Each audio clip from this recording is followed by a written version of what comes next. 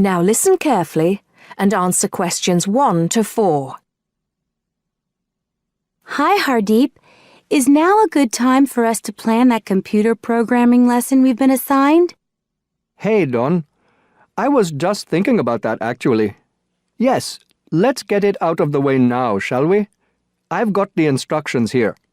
So, it says, design a 45-minute lesson for a class of 16 teenagers where they learn how to write a simple computer program in BASIC.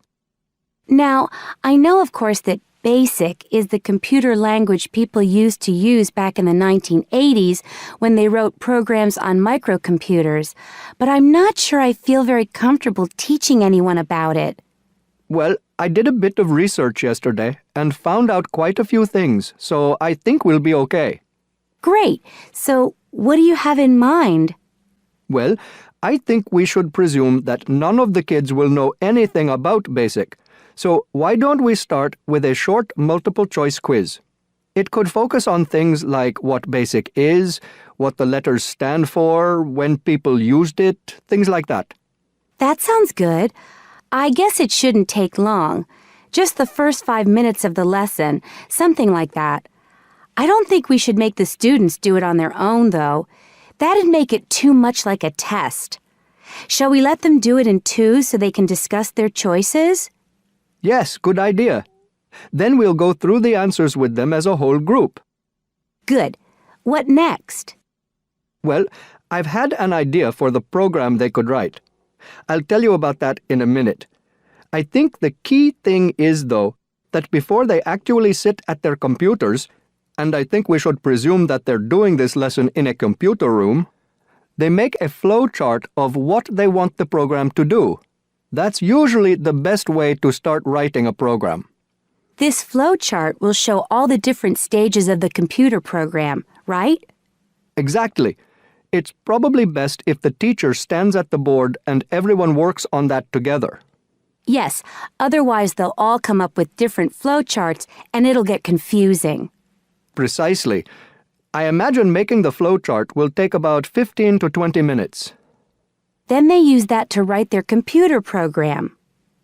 Well, actually, I think there's a stage before that. You see, the flow chart will be in English. They're going to need to be taught a few basic commands so they can write their computer program. Now I'm getting out of my depth. What kind of thing would that be? Well, for example, when you want text to appear on the screen, the command is print in capital letters, followed by the text you want to appear in double inverted commas. Oh, yes. I think I've seen that before. Right. So they'll need to be taught 5 or 6 commands before they use them to write their program. Okay, so how shall we do that? With the teacher talking to the whole class again?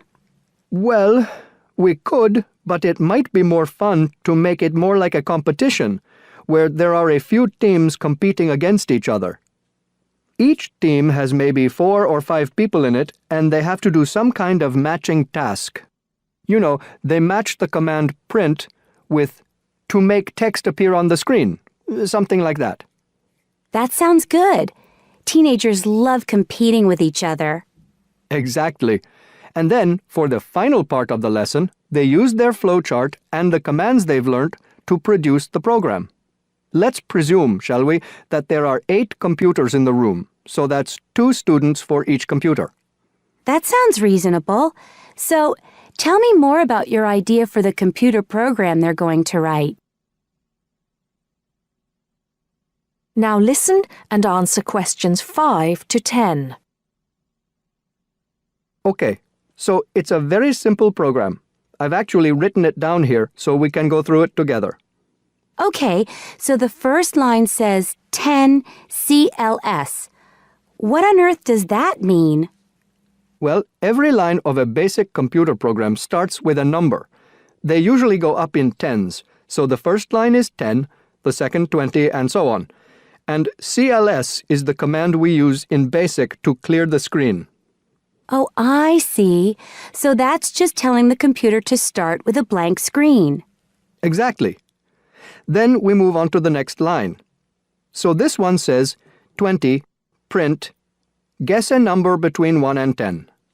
Right, I see. That appears on the screen. It's not that difficult, is it, when you get the hang of it? Let's see if I can work out the next one. 30, input I. Oh, not sure about that.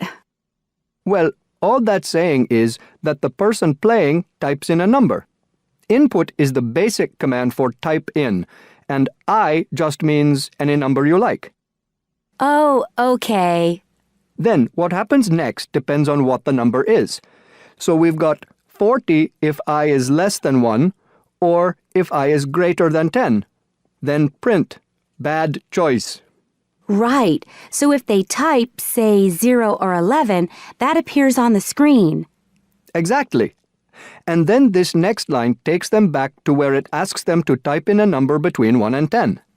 That's line 50. I see. And line 60 says, if I equals 6, then print. Correct. Ah, okay. So if they've typed 6, they've got it right. And if they haven't typed 6, which is the next line, then try again comes up on the screen, and that takes them back to where they choose another number. It's clever. Well done.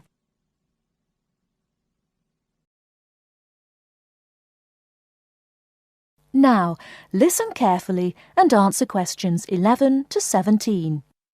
Hello, Clark's Cycle Hire. My name's Keith. How can I help you? Oh, hello.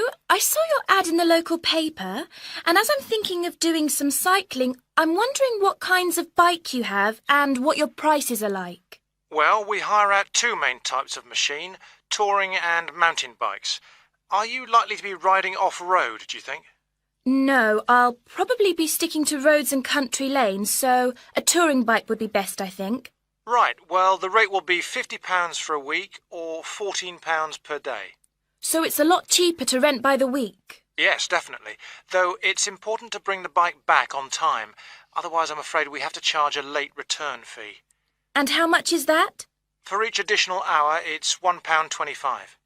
So if you were a day late, it would cost another £30. Yes, that's right. I'd make sure I didn't do that then. I should also point out there's a deposit which you get back when you return the bicycle. In good condition, of course. On touring models, it's £60. Is there anything else I'd have to pay? No, that's it. Though if you're planning to ride fairly long distances, you might like to have one or two accessories. Such as? Well, for another £5, we can supply lightweight bags, either panniers or the handlebar sort. It's amazing how much they can carry, and the way they're designed means they don't get in the way when you're riding. Well, I'll see. But what about essential things like a pump and a repair kit? I wouldn't have to pay extra for those, would I? No, there's no charge for things like that. Or for a lock. It's a good strong one too. Just make sure you don't lose the key.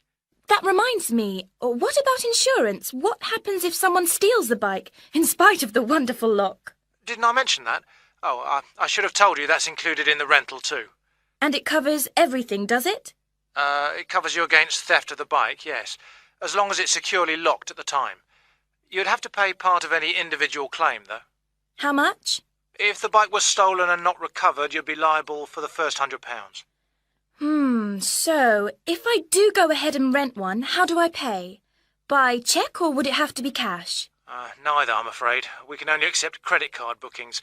Otherwise, we'd have to ask our customers for the full value of the machine as a deposit. I've got a Visa in my name. Would that be okay? Sure. Now listen and answer questions 18 to 20. So if I want to have a look at the bikes, how do I find you? I live near the university, by the way. Right. First you take Woods Road as far as the main police station. I know it. It's right next to the park. Yes, that's it. And after the police station, there's a turning to the right called Oak Street. At the big supermarket? No, it's before then. It's actually between the police station and a garage on the other side. Okay. So, you go down Oak Street until you reach the health centre on the right. If you get to a pub called the Maple Leaf, you've gone too far. All right? Yes, I've got that. Now, opposite the health centre, there's a pharmacy, and we're just behind that. Okay, fine. I'll try to call over sometime tomorrow. Great. See you then. Bye.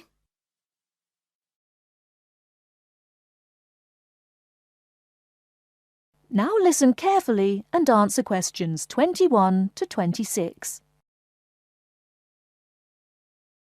How is your market research project going, George? Very well, actually, Anna. I've just got the results of the survey back, and so now I have to draw some conclusions from the information I've collected. That's good. I'm still writing my questionnaire. In fact, I'm starting to panic, as the project deadline is in 2 weeks, and I don't seem to be making any progress at all. What is your topic? Forms of transportation in the city. What about you? I've been finding out people's attitudes to the amount of violence on television. That's interesting. What do your results show? Well, as I said, I haven't finished writing my conclusions yet, but it seems most people think there is a problem. Unfortunately, there is no real agreement on the action that needs to be taken. Nearly everyone surveyed said that there was too much violence on TV. A lot of people complained that American police serials and Chinese kung fu films are particularly violent. The main objection seems to be that, although a lot of people get shot, stabbed, decapitated and so on, films never show the consequences of this violence. Although people die and get horribly injured, nobody seems to suffer or live with the injuries. Any children watching might take the heroes of these programs as role models and copy their behaviour. So, what did most people suggest should be done? A lot of people were concerned about how these films affect children. They are particularly worried that children will try to behave like the stars. The survey shows that violent programs should be broadcast after 10 p.m, when most children are already in bed. There is also a significant minority of people who feel that violent films should be banned altogether. Or how did people feel about the violence on news broadcasts? Most of the responses I have looked at have felt that violence on news broadcasts is more acceptable, as it's real. Although it's unpleasant, it is important to keep in touch with reality. Still, many people thought that it would be better to restrict violent scenes to late viewing.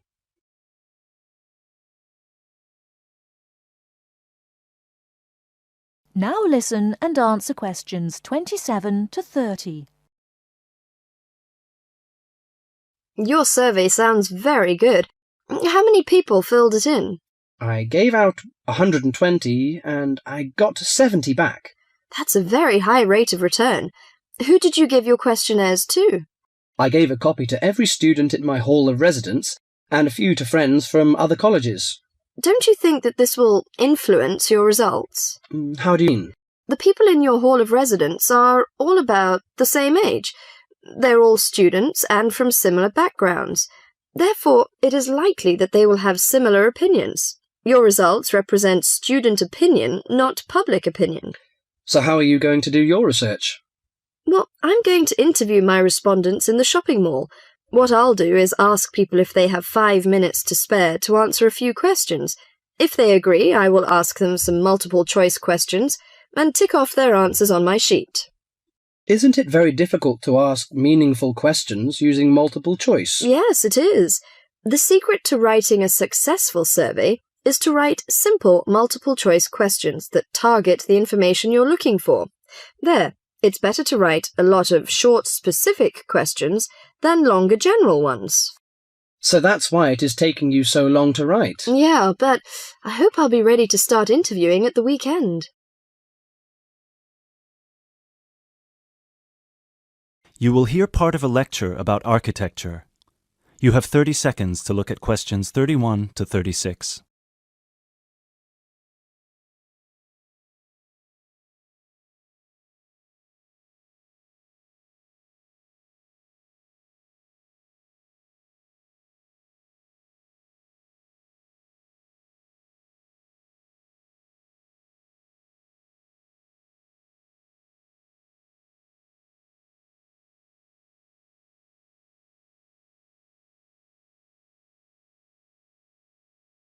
During today's seminar, we will be looking at English Gothic architecture and its origins with a specific case study of Wells Cathedral in England. The Gothic style was initially brought over to England from France. This was at a period of time in which England was ruled from France by the Normans, starting with William the Conqueror, who first defeated the English army at the Battle of Hastings on October 14th, 1066.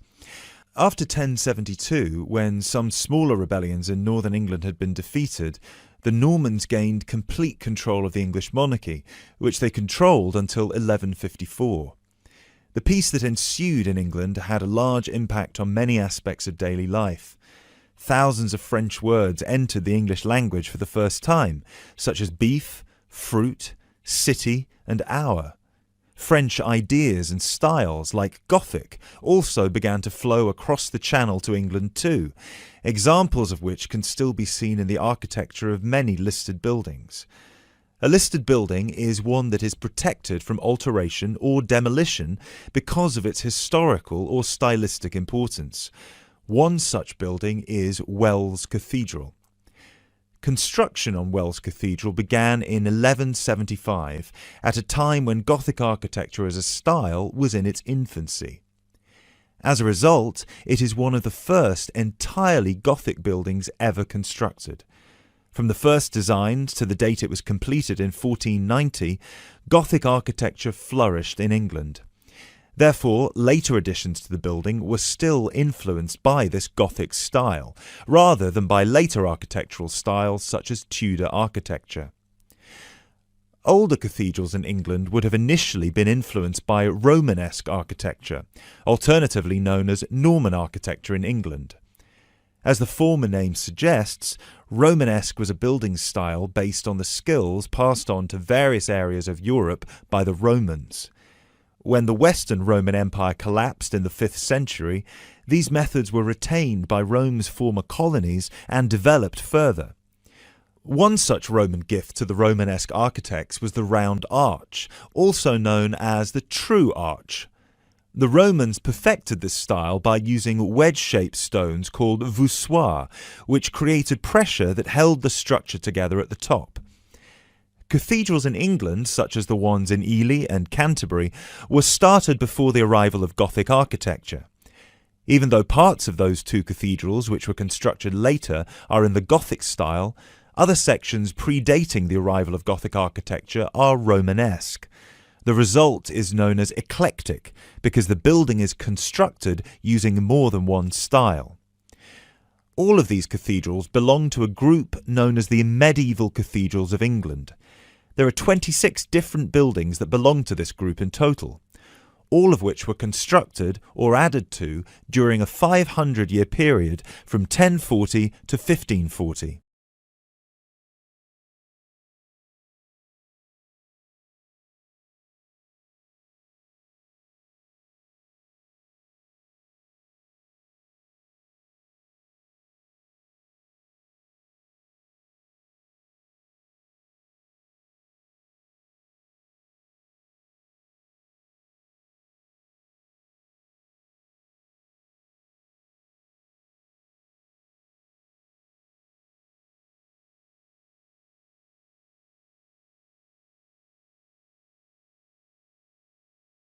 The transition from Romanesque to Gothic began in 1144 at the Abbey Church of Saint-Denis on the edge of Paris. It was here that a Benedictine abbot by the name of Suger had just completed his plan to rebuild the Basilica of Saint-Denis in a new style through which he believed the dull mind rises to truth through that which is material. This refers to one architectural feature in particular: high, rib-vault ceilings, which created much more space inside the cathedral and were designed to draw the attention of people up towards heaven. This design feature also allowed whole walls of the cathedral to be transformed by colourful stained glass. Work started on Wells Cathedral soon afterwards, greatly inspired by Abbot Suger's work. Planned in the crucifix style with the head pointing east and foot pointing west, the cathedral is 126 metres long and the nave is 20 metres high. This is quite low compared to some of the bigger cathedrals elsewhere. Use of tracery, lancet windows and mullions are all characteristic of English Gothic architecture. Whilst examples of all three of these architectural elements can be found at Wells, the lancet windows have no tracery at all, which was more common in early English Gothic architecture before advances were made in the use of mullions and tracery with glass. Lancet windows are tall, thin windows with a pointed arch at the top, and are so named because they resemble the weapon often carried by a soldier called a lance. Examples of these lancet windows can be seen on the west front of the cathedral, which is the most celebrated for its life-size sculptures and delicate floral carvings. Inside the pinnacle-topped gable is a sculpture of Christ the Judge. Immediately below him, sculptures of the 12 apostles peer out over the small city of Wells. Below the apostles are 9 archangels, which are half-size sculptures. At one time, all of these, along with the decorative carvings, would have been painted and gilded. However, today, all the paint has worn away and the sculptures are the colour of the oolite sedimentary stone used to construct the cathedral.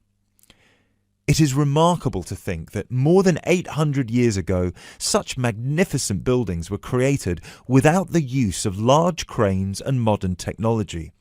It would have taken much longer, but it is possible to see the high level of craftsmanship and attention to detail that is less common in the modern day.